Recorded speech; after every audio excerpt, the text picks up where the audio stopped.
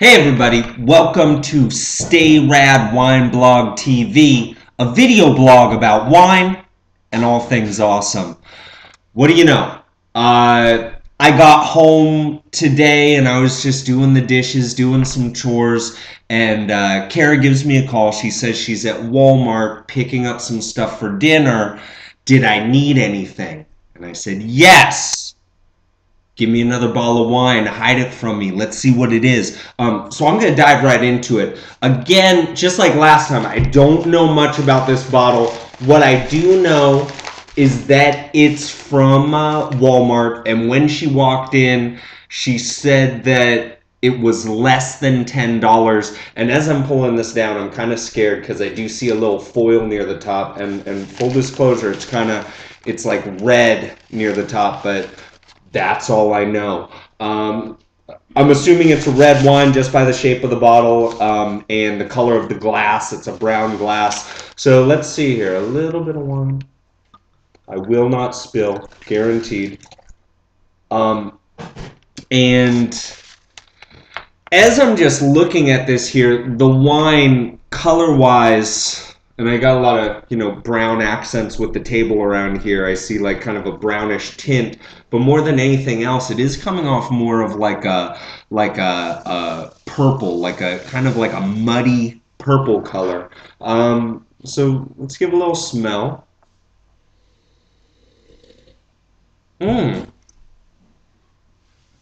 It's kind of there's some smoky notes in here, like some smoked bacon, but also there's some candy notes, like a candy, like a strawberry Jolly Rancher or something like that. It smells kind of good, and just from analyzing the color and the smell and everything, it does strike me as being like a new world style of wine. I'm expecting some big fruit here, so let's see what I'm getting.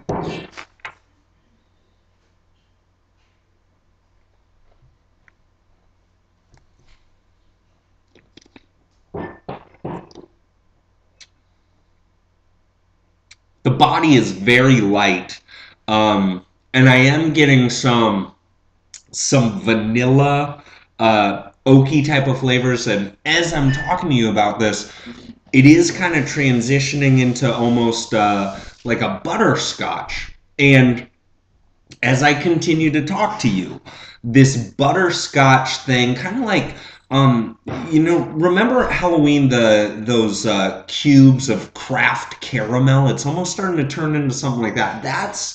That's what it really is starting to remind me of a lot of, just in terms of the oak notes and the structure of the wine. I want to go for it again and try to pick up some of this fruit.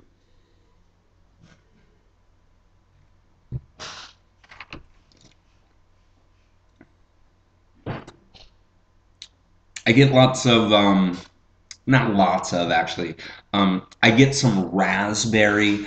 I do get just like these creamy notes with raspberry. It's kind of a fun little wine. She says it's less than $10, and it tastes like it's less than $10. It actually tastes like it's less than $7. It doesn't taste expensive, and I'm not saying it doesn't taste good. It does taste good, but it is kind of one-dimensional. It's this candied butterscotch caramel type of flavor that again, a lot of times when you're in this under $10 type of range, what you're looking for is something that's not going to get you laughed out of the room, and I don't think this is the case at all.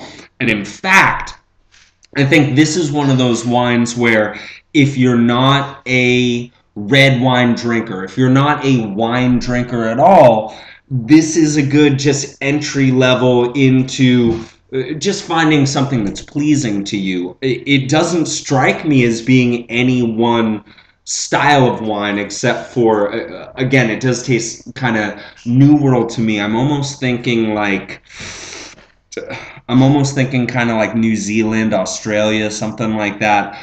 Um, and as far as the grape, um, you know, if I didn't see the bottle, right away, I would think that just because it is fairly light in color, I know I said muddy purple, but you can still, just like that last wine, you can see your fingers through it. It would almost strike me as a Pinot Noir because I think it kind of, more than anything else, just picks up the flavors of whatever you do to it. It's such a thin-skinned grape and such a light-styled grape. I almost want to go that way. I will not say Merlot because it doesn't taste like one. But again, I could be getting tricked here. So I'm going to open this up and see what it is. As far as the score, I'm going to give it a 84 minus. And I am going to say Pinot Noir. I'm not going to get this right. I can tell right now. I am going to say Pinot Noir. I am going to say Australia. And the reason why I'm okay saying Pinot Noir, you know, usually you think of like the wider bottle. If it were from Australia, it would be in something kind of skinny like this. Those New World wine producers, that's what you'd be looking for. As far as cost, I'm gonna go $6.99. Are you ready? Turn around just to make sure you see. This is what I wrote down. Okay, let's take a peek. Today we've got a ripped up paper bag that we were writing on. And oh my goodness. Alright, so New World is what you think of it. This isn't New Zealand. It isn't Australia. It is, I believe, yeah, it better be California. Yeah. Cupcake. Red Velvet 2010 red wine. I'm wondering if it's going to give me the breakdown of what grapes are in it. And I do not see any, but I'm really excited to kind of look it up and see what it is. Kara, do you remember how much this was? I think like 8. 8? So $7.99 would sound okay? Yeah. Something like that. I'm going to look it up and maybe put some notes underneath this video. But yeah, Cupcake 2010 red wine, heady nose of chocolate, blackberry, red fruits, creamy mocha finish. I'm not getting that mocha or that chocolate. Again, to me, it does taste more like caramel. And they're saying pair it with hoisin steak, barbecue bacon cheeseburger, chocolate fondue. I think it would go well with the fondue because it's just going to kind of lift it along, or chocolate fondue. And I could see this with a burger. I could definitely see this with some bacon. When I was thinking those smoky notes earlier, I was kind of going along that lines, but those lines. But looks nice. It's good stuff. At $8, I wouldn't be dying to get this again. I recall that in the past I have had this before. I don't know if it's the same vintage, but again, maybe that's why I never bought it. Again, this, I think at $6 you'd be okay. At $8, whatever. If you're rolling hard, that's cool. But you know, good stuff. Before I close things out, I wanted to give you a heads up. I was at Costco the other day, and I'm sure a lot of you have just seen this there. This is the BV Coastal, I can't read it from here, sorry.